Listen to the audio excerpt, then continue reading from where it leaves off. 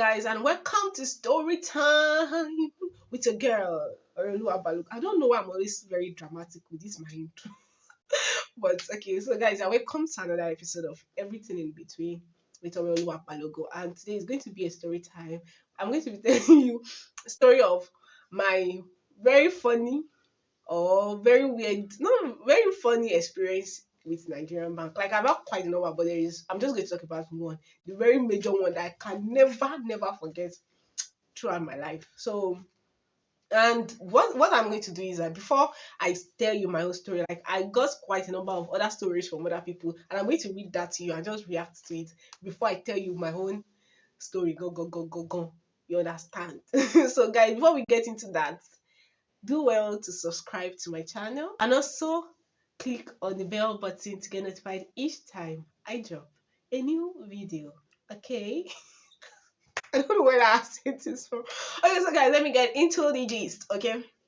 So the first one I'm going to be reading to you is from a friend, Dupe. She said, okay, going to the bank to deposit money into my kid's sister's account and getting home to receive a message.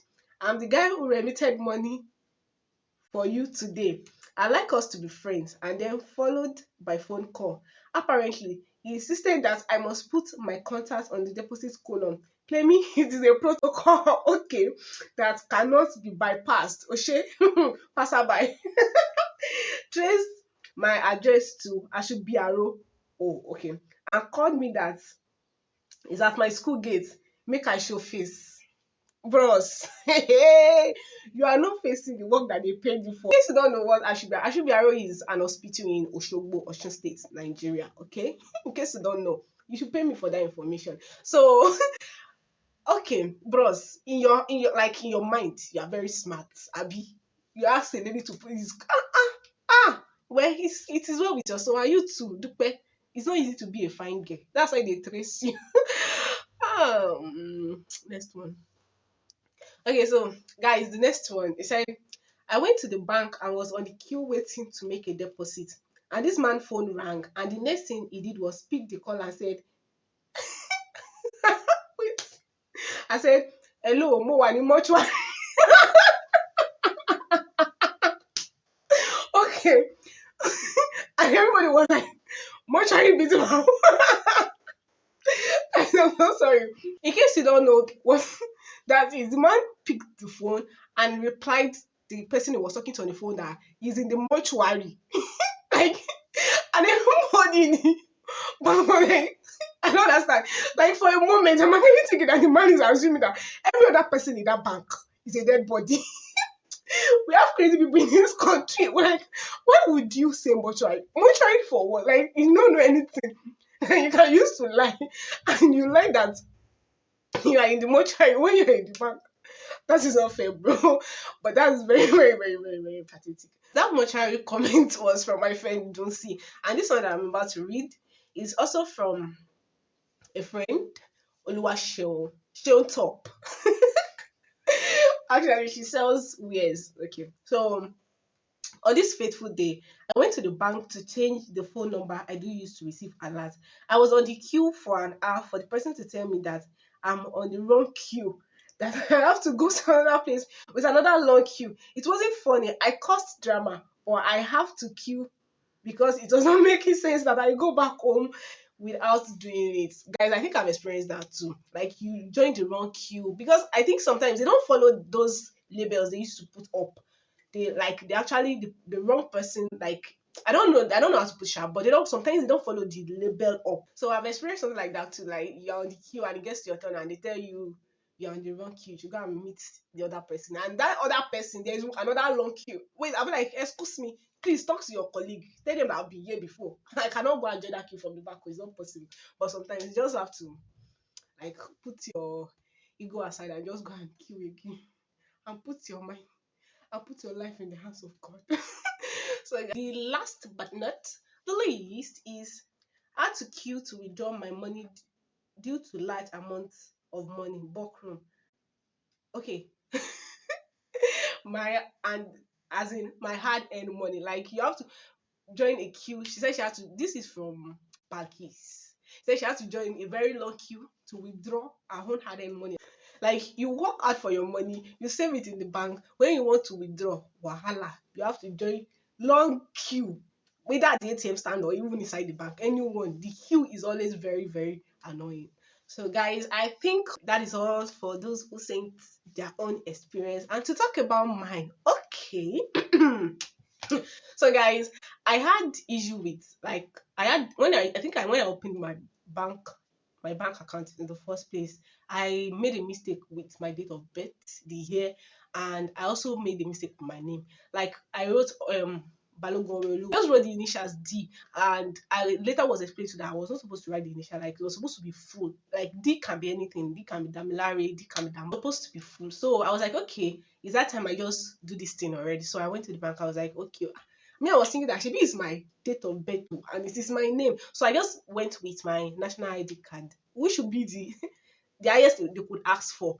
And I got there, I was like, okay, I want to change my name. Like I want to write the last name in full, and I want to change my date of birth to the correct thing. So they asked for my national ID card, I gave them, and they were like, okay, you have to come with your birth certificate. I was like, ah, I didn't bring my birth certificate though. So I went back home. I came with my birth certificate the second day.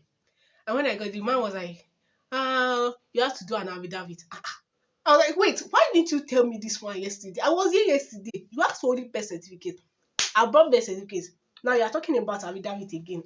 Now what for you people? But I was like, actually on their right because that is the requirement. So I I fortunately for me I brought I got the affidavit and I brought it to bank. So what I did was that before I left home that day because I knew there was going to be drama, all the money in my account, I transferred it out to another account. And when I got to the bank, I didn't bother talking about the fact that I've been there before and they asked me to bring stuff. I just came like a very new person and I just lodged the complaint. And the man was like, okay, bring your national ID card. I gave to him. In my mind, I was already laughing. Like, bring your um birth certificate. I gave it to him. We'll be needing affidavit. I gave it. The man said was already looking at me that I think there is something wrong. That how come I'm so prepared for the whole thing? I did not say anything. I also after calling, he was like, the thing is the age with. I was like, see, you know what? Don't stress it. Don't bother bothering. You know what? Right there in front of you, in that monitor that you are looking at, you see that I have transferred all the money in my account out to another account. So please do well, help me, assist me to close down that account because I don't need it anymore. How much is that even have in the account that you people want to keep? You want to frustrate me? You cannot frustrate. I'll not allow you to frustrate me. So I was like, you know what? Just close the account. I don't want the account with people.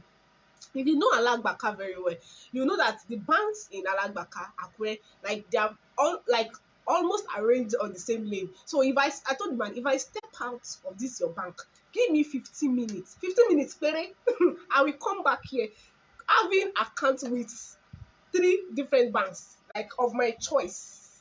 Don't woo me from the inside of my heart. So you people should please avoid me. Like, don't stress me. Just close this account and let me be going to my house. So the man was like, don't worry, we'll see what we can do about it. Blah blah blah. I was like, see, don't worry, don't do anything about this. Close the account. If I it's not as if I actually wanted them to close the account, but I was like, that's the only way. I have to like act strong, put on a tough, strong face. So that they'll think that it's total. He's actually true. So I was like, see, you people just close your account. I don't want it anymore. But I actually like that bank anyway. So we were like, okay, we'll do something about it. So they didn't get to actually fix it right there at that point. But the way they used to do now, give us 7 working days, give us 14 working days. So they took quite a number of working days and they fixed it at the end of the day. So everybody's happy. So guys, that is the end of my story, my funny experience with Nigerian banks. Actually, it's not as if to throw any negativity towards them. These people are trying for us. They're helping us to save our money, and we really appreciate them. We love you, and there is nothing you can do about it. So guys, let me know those funny experience that you've had with Nigerian banks in the comment section, and I'm going to see you guys on my next. And do well, and don't forget, and also do well to subscribe to my channel and click on the bell button to get notified each time I drop a new video. And thumbs up if you like this video and share with your friends and family. I'm going to see you guys on our next.